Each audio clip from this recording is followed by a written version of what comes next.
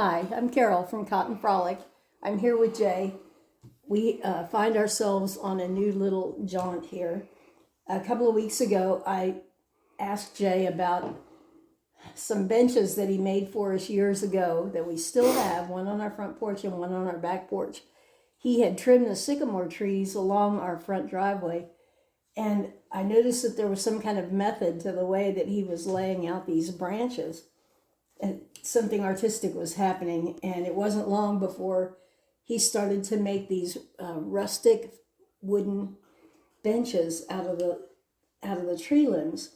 It's not like anything I've ever seen. I've seen rustic furniture where pieces are cut off to make legs, but he would find a piece that made a leg and then curved and made an arm and went up over the back.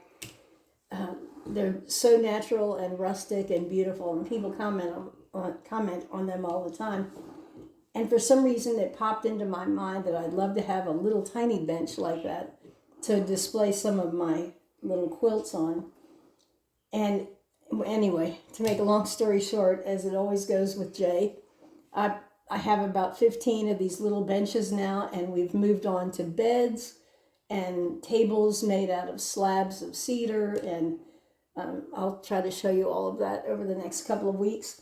But I realized pretty quickly that I was going to have to make quilts smaller than the ones I already make. So these are the smallest blocks I've ever made. They're 1 inch square. I don't know if you can tell how small they are from my fingers here. I should have brought a quarter out. But I'm sewing them all together and putting the binding on. And they're so small that when you put batting in them, just the least little bit, this is the thinnest batting I could find, they want to stay rigid. So right now I'm putting some wire, if you can see me bending it, I'm putting some wire in it so that I can drape these over the benches or the little beds and they look natural. So I'll show you about 2 stitches here. Everybody has done this. So it's not anything new that everybody hasn't seen. Tuck my little end there. And I'm just stitching in. I've already threaded the wire through there. It's just really, really lightweight. Is it like 22 gauge, Jay? I'm not sure of the gauge, but gauge. It's really tiny. All you need is just the lightest wire. He was giving me wire that was pretty heavy, but these are so little and so lightweight that you really only just need the finest. It's about the size of a needle. About thickness. A sewing needle. Yeah, about that size, very thin. So another thing, when I do these miniatures, I don't try to miter the corners. I've tried that and I gave it up for a better life. It's much harder to make that turn as small as these are. So I just put on borders and then fold them over, and I do the sides, and then I'll do the top and the bottom. So this is one little quilt. And then, Jay, you want to introduce your... Well, these are the little 1/12 size miniature. This is our little bed. You can see the quilt on there and how the wire enables it to be folded, and you could fold it in different ways. This one has a moss mattress. We got some ticking to do, also some... Make French mattresses for the beds. But that's... And you can see, and then here is the little settee with some little bitty pillows. Those hold about a cotton ball each.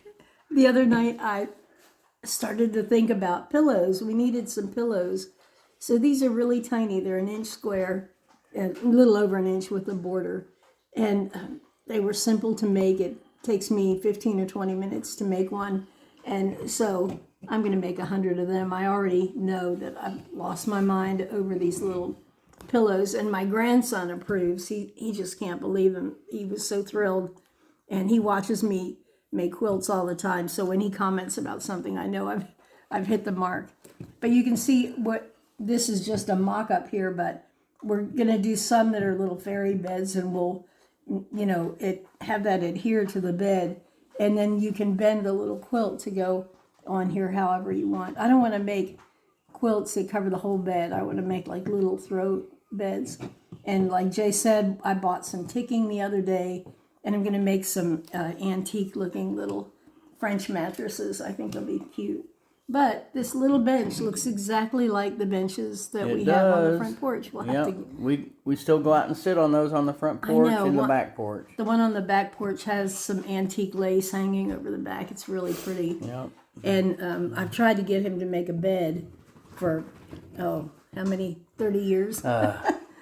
I don't have a bed yet. I'm working on that. No. But anyway. We don't have sycamore trees anymore. No, we don't have sycamore trees, but we have oak trees and cedar trees, which work just as well, and they're heavier. Mm-hmm. So I thought you'd like to see these little tiny ones. I'm going to make a bunch of these micro minis. If anybody's interested in a pattern for these, I'm working on some new designs for this.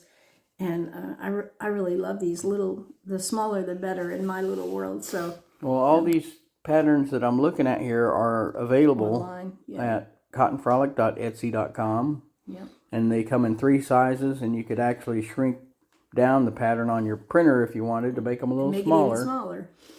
But anyway, thanks baby for Well, thanks for coming to see them. I'm really thrilled about this. I'm having so much fun. Yay. Yay. Yay for mini pillows. Yep. Yay. Thanks For coming. Bye. See you soon.